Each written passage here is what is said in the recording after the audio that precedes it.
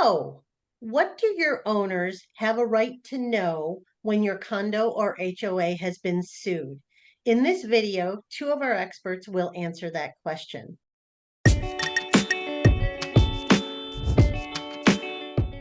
Welcome to this HOAleader.com video chat with two of our experts. My name is Gabriella Falisco. Today I'm joined by Julie Howard of Georgia and Cyrus Kuchek of California.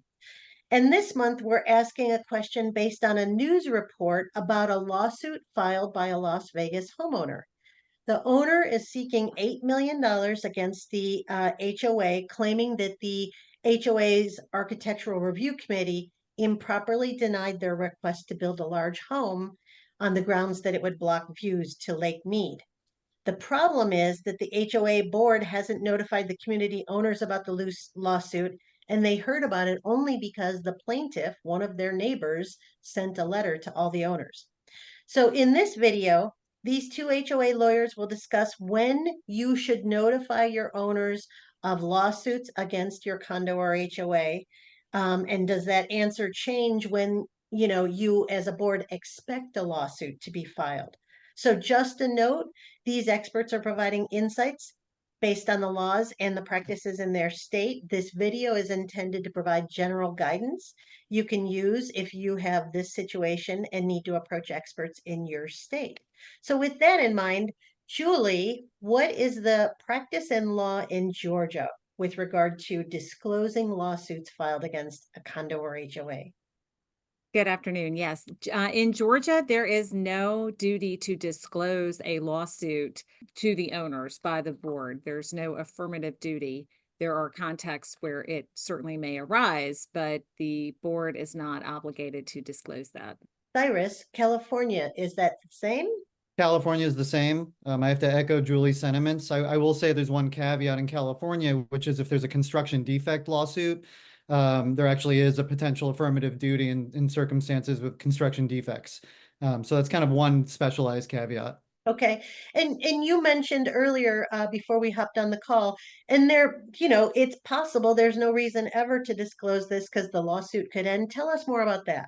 Certainly. So, oftentimes a lawsuit is filed, but I think Julie might agree, a lot of lawsuits don't actually make their way to court. Most of them settle. The parties have discussions beforehand. So just, the second something is filed does not mean you have to jump to the computer and issue a statement to the members. It depends, very fact specific, and it depends on the circumstances.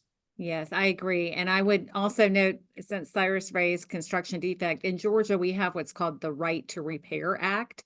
So if there were a matter related to construction defect, there's a whole different body of law that applies.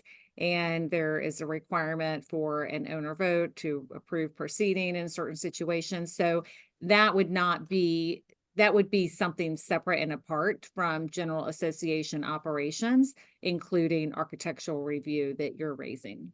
Okay. And one last thing, what about potential lawsuits? I assume if there's no affirmative duty to disclose an actually filed lawsuit, certainly there's no duty to tell owners about something you expect or anticipate. Julie? Correct. There's no duty to disclose a potential lawsuit to the owners. Now, one thing we haven't talked about yet is the association's board should be notifying its insurance carrier of potential litigation.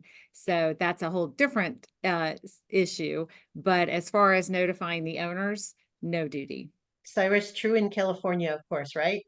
True in California. And I'll just add, the unfortunate reality is that there are a lot of threats from homeowners. There are a lot of potential disputes.